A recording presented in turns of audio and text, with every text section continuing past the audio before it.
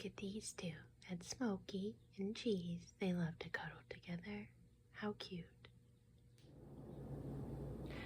Good morning, everybody. It is another gloomy day, so I am just going to work on a few little things just around the house.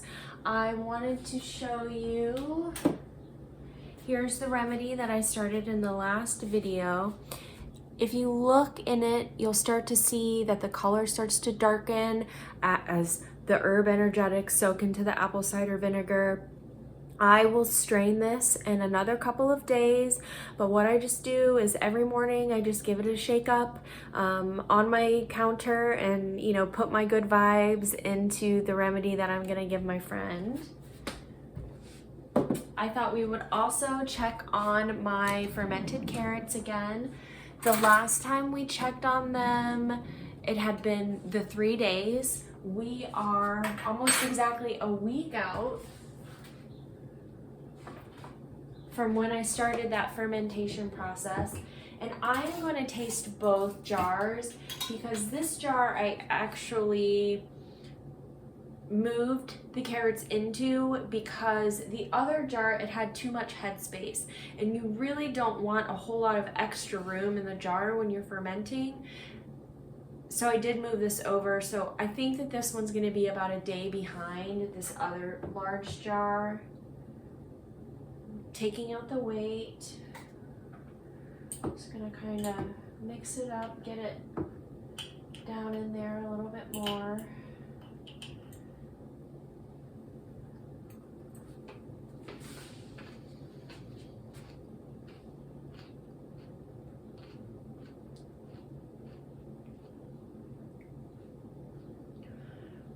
It's getting there.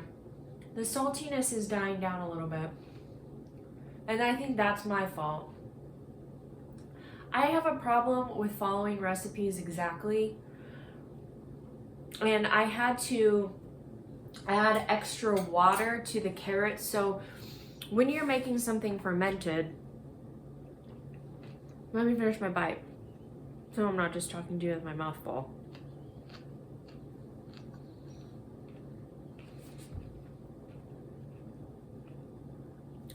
But when you're making something fermented, you massage it with the salt and it helps it release its liquid. And that's ideally the liquid that you want to use as it's fermenting. However, I got these carrots that were already pre-shredded for convenience, and they did not release very much liquid. So I had to put quite a bit of water in with the carrots. So I added some extra salt in there thinking if I'm diluting it, then we probably need more salt. That's just how my brain worked.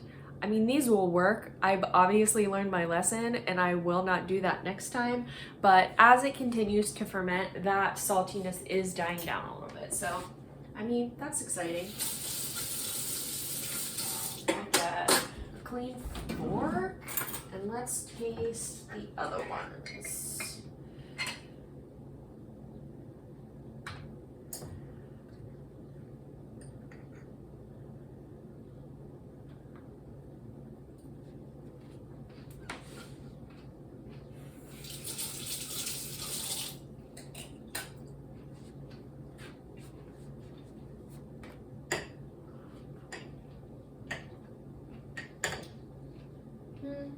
They're definitely a milder, so I'm going to continue to let these go. I'll just keep opening the jars every day. You want to burp them because the fermentation creates bubbles, and if you don't, and you open the lid after it's been fermenting and you haven't been burping it, it's going to bubble up and over and make a big mess.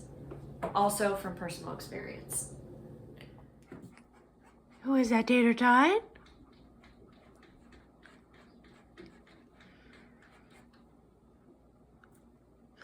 You get so excited.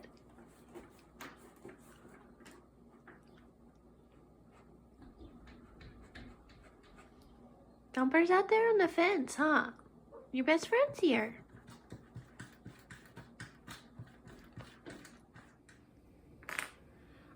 also going to make a slurry for my slug traps. I don't want to go out and buy more beer because originally I tried this yeast slurry and I feel like it actually worked better than the beer traps did. And I don't know if it matters what type of beer you buy, but I have all the ingredients on hand. So I've got 2 cups of water. Just like if you're making anything with yeast, you want to make sure that your water is not super cold or super hot. You really want it room temperature. That's going to allow the yeast to boil the best. I'm going to add a tablespoon of flour. There's a million different recipes on the internet, so I don't know that the proportions have to be very exact. I think it just needs to smell yeasty. I mean, ultimately, I believe that is what is attracting the slugs. I'm gonna do 2 teaspoons of sugar and 1 teaspoon of instant yeast. And we'll stir that up.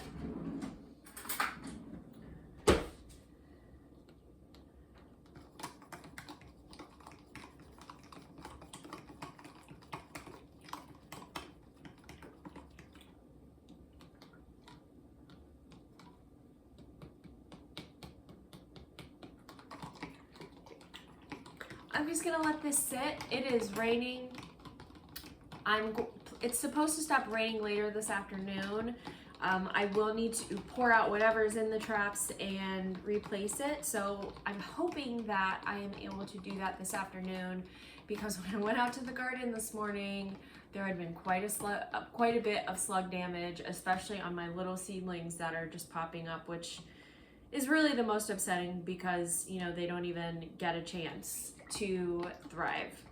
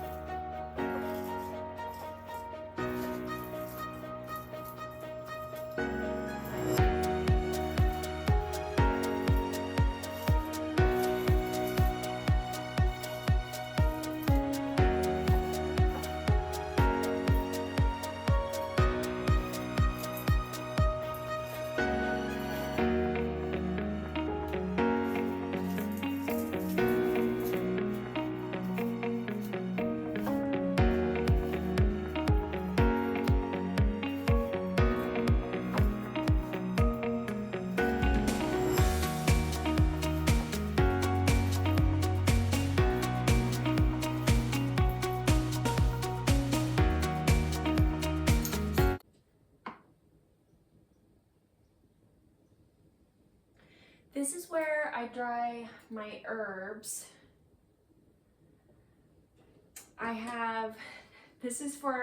We have a Ninja like 12-in-1, and this is the air fry basket, and we don't air fry very often, so I've been using it to dry my herbs. Right now I'm just taking some lavender blossoms, and a few moments ago you saw me putting some plantain leaf away.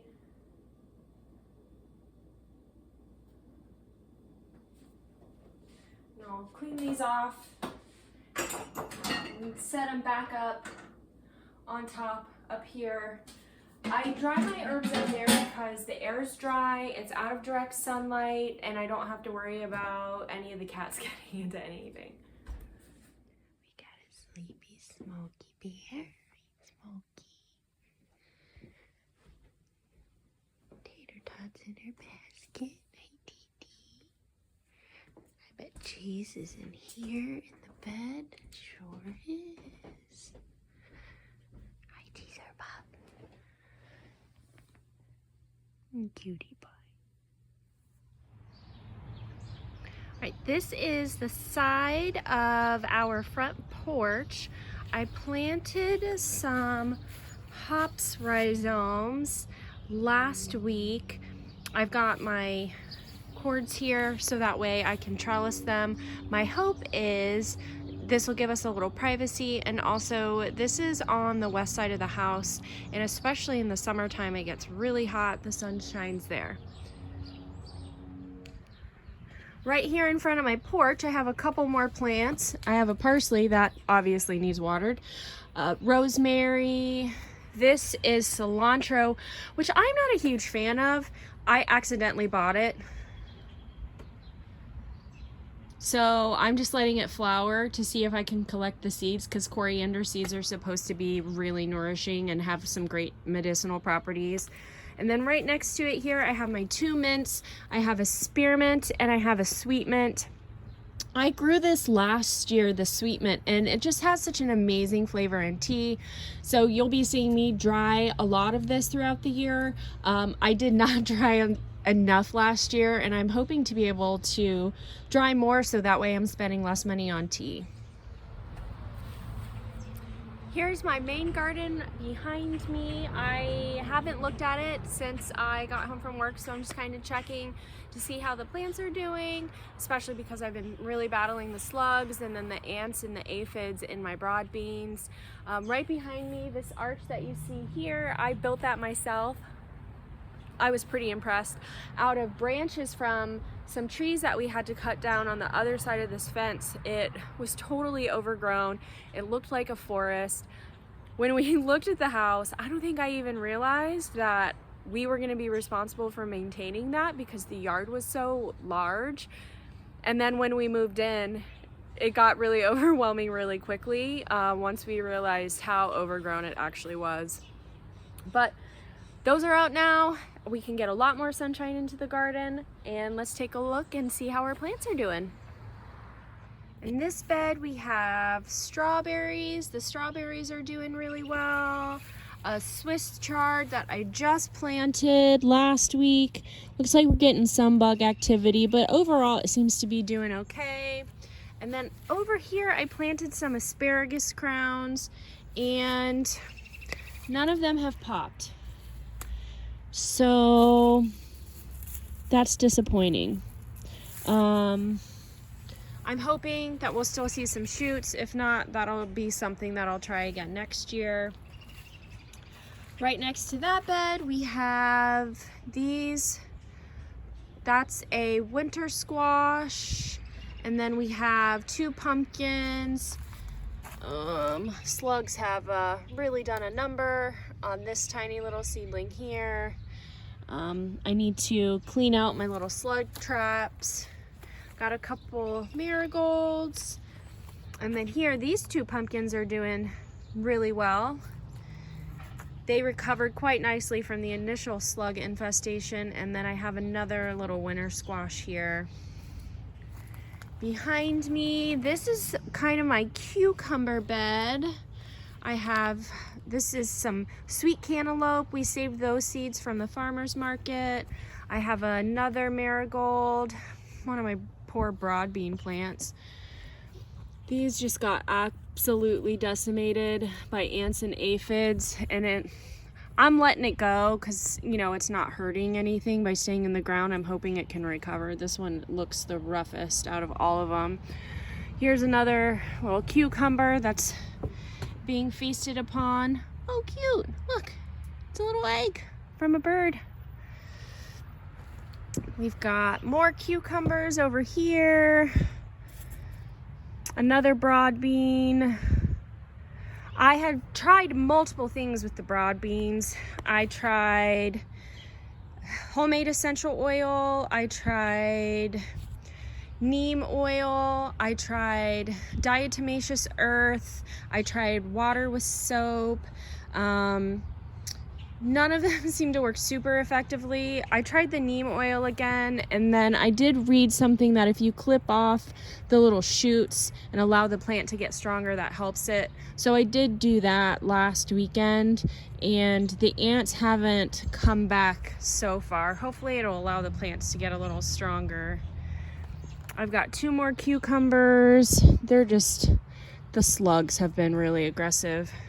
And another cucumber here, and I think that's a cucumber. Then I've got my compost bin. I have a couple different composts. This tub right here is potting soil that is left over after replanting some plants. You can reuse that, but you do have to let it sit for a while, like a year or two, to burn off any organic matter that's still in the soil. And then this is my food waste compost. That's been going for 2 years at this point. So I am hopeful that next year I'm going to be able to use the door on the bottom of this and use some of that compost in my garden beds. Right next to it is rhubarb and some onions. The rhubarb has been doing great. This is its second round of leaves. I have some yard waste right behind us. Here is my brassica bed. I do have some netting over top of it. My red cabbage is doing the best. I have 2 green cabbages, onions in the holes in these cement blocks. All of these are broccoli. We eat a lot of broccoli. I got some marigolds, and then I have 2 broad beans in this bed as well. These I planted a little bit later, and they seemed to have fared better. They didn't get as infested as the other ones, but looks like we've still got some ants here. Again, I clipped all the shoots off these. Here we have quite a few things. Some beans, these ones. See, here's what I'm talking about. I don't know if you can see that. That is like aphids, black aphid eggs, and then the ants are farming them. And I just can't seem to get them to leave these poor plants alone. This is all diatomaceous earth, which is supposed to kill ants, and it's not stopping it. So if you have any ideas on how I can take back these broadbean plants, I would be greatly appreciative. I have 4 tomato plants, a couple different types of larger heirloom red tomatoes, and then 2 paste tomato plants, which those are primarily going to be for canning. I have a jalapeno, a serrano over here, some basil, and I have some more basil starts. I'm gonna try and train these tomatoes and support them with twine, see how that goes. This bed has been unlucky. I planted blueberries back here last year. That was my 3rd time trying blueberries, and they did not come back this spring. So I did start blueberries someplace else. I'll show you those, and they seem to be doing all right. Nothing seems to want to grow here. I put a bunch of flower seeds back here, and nothing has popped up yet. I have some more tomatoes, some cherry tomatoes in containers. This bin is lettuce. Over here, this bed's doing a lot better than the one opposite. Onions, some carrots that are finally starting to do something. It's just been so cool, and nothing's just very large yet. These are all different types of zucchinis, summer type squashes. Sorry, real time ant on my finger. These are also being attacked. They haven't seemed to reinfested those yet.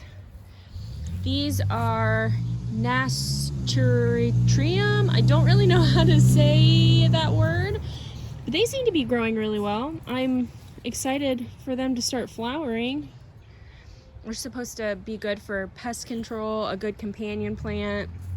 This plant I bought, that's why it's doing so well. And then this is my healthiest broad bean, but you can see even it is still battling the ants. I'll spray these down again with neem oil tonight because it's been raining consistently. And this is the main garden.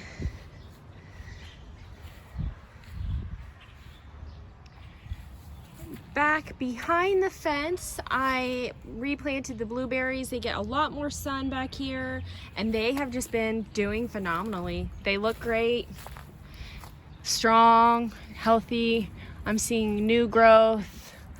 I mean, obviously I'm not probably gonna try any of these berries. They're all gonna be taken by the birds and critters, but hopefully next year.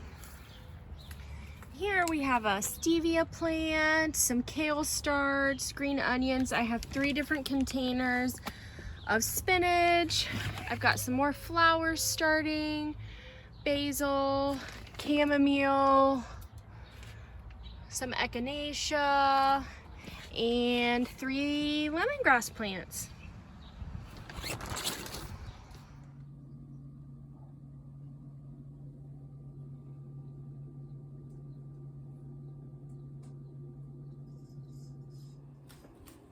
Good morning, everyone. It is Sunday morning. I'm multitasking. I just got back from my morning walk and I'm doing some food prep for the week. I'm making myself a cup of coffee, and I am also bagging up some greens that I saved. It's really the only food preservation I did this weekend. I canned some beets. I made some pickled beets and onions and eggs last weekend, and the beet greens were in really great condition, so I saved them. I ground them up with some water and I froze them into cubes, and I'm gonna save them for smoothies for the winter time. That way we're just having to spend less money on greens. So I'm gonna go ahead and I'm gonna vac seal these in packs of 6. I figure 2 cubes per smoothie, and Ryan and I both do 2 to 3 smoothies a week, so that way it'll keep it fresh if we only have 6 in a pack. And then I'll take you downstairs and show you our pantry and freezer.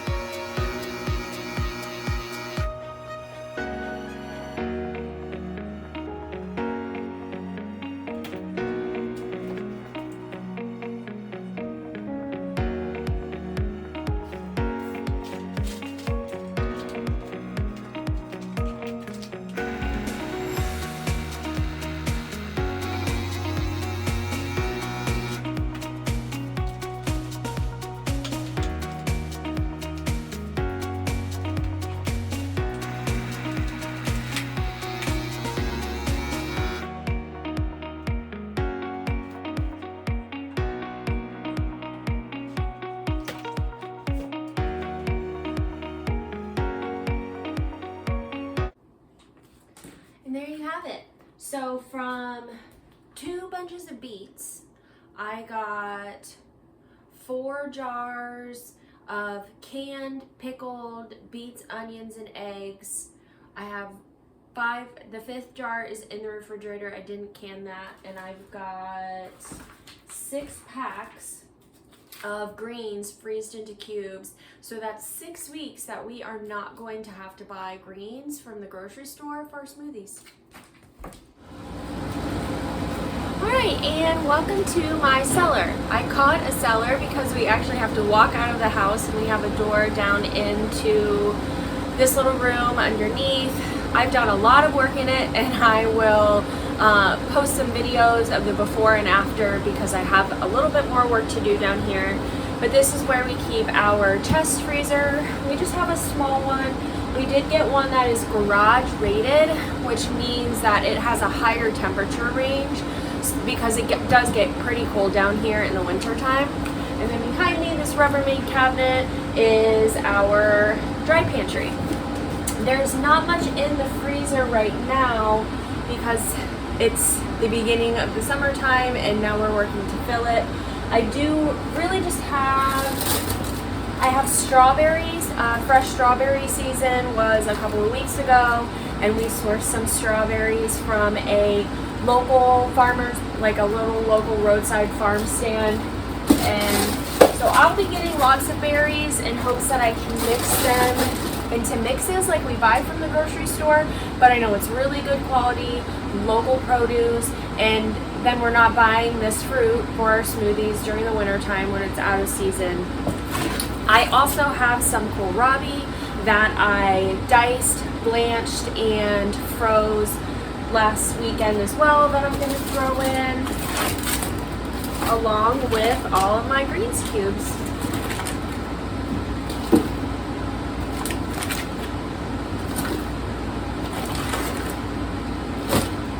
I do need to get some baskets or something to organize it, because right now I'm just kind of throwing everything in there, and I want to make sure that we know what is in the freezer, what stock we have. In my dry pantry, there's not a ton in here right now, again, for the same reason. The top stuff, this is stuff that, you know, some things on sale from the grocery store that we eat regularly, and maybe we buy an extra if something's buy one, get one free. And some cans of mostly jam and fruits that were left over from last year. And then I have started on the fall food preservation, so I've got some jars of stock. We save chicken carcasses every time we do a chicken, and then vegetable cuttings, you know, when we're cleaning vegetables for the weeks, and I make stocks out of those. And then we have the pickled beets, eggs, and onions. Technically, you're not supposed to pickle eggs, but people in the Midwest have been doing it for a really long time, so I went ahead and tried it. Those are for my husband. And then I have some strawberry jam. I made this a couple of weeks ago. These were just strawberries that were a great price at the grocery store. I don't mind using that grocery store produce when it's on sale for jam, because we're all on a budget. And some applesauce. I got a fruit basket and it had a million apples in it, and there was no way that we were going to be able to eat them before they went bad. So I tried my hand at applesauce, and I'm excited to try that, as well as pure Ohio maple syrup that is made here in Ohio. Fresh maple syrup is amazing. It's a great sweetener, so I'm just trying to grab some from the farmer's market every couple of weeks just to stock up. That way we're not having to buy it in the winter time, just, you know, the store brands from the grocery store. Hi everyone, thanks so much for taking time out of your day and watching. Please like the video, subscribe if you'd like to see more videos, and if you have any ideas of anything that I haven't already tried to get rid of the ants and aphids plaguing my broad beans, please put that in the comments below. Thank you, see you next week.